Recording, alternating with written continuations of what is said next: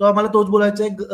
त्या analysis group जो भावनी बोललाय की अनालिसिस ग्रुप आहे आणि अनालिसिस ग्रुप अनालिसिस करताय, मला तर तोच विचारायचा आहे, तो अनालिसिस रिपोर्ट कधी येणार आहे, बिग बॉस 7ला 8ला का 9ला?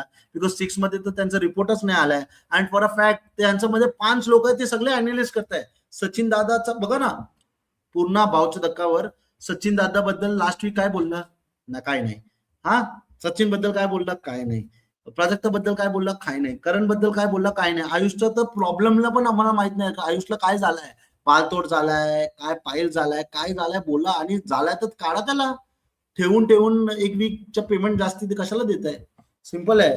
त्याचा नसीब खराब आहे आयुषचा पण. आयुष पण as a player is not great, तर त्याला पण काढलं तर बरं आहे. तो lectures I agree with you की करणच्या बद्दल काय बोललं नाही, बट करणला मला एकच गोष्टी बोलायचं आहे, करण चांगला प्लेअर नाही, मी 100% बोलतो.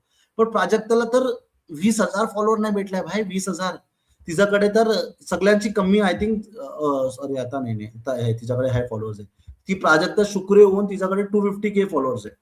आणि मला असं वाटतं की तन्वी तिला पकडणार आहे, खूप गोष्टीमध्ये पकडणार आहे. राकेशचा फॉलोअर मला माहिती नाही किती आहे.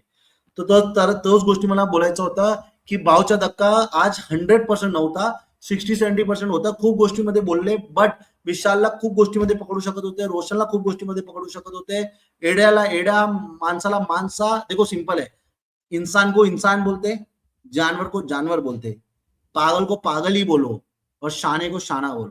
सिंपल है, विषय संपला.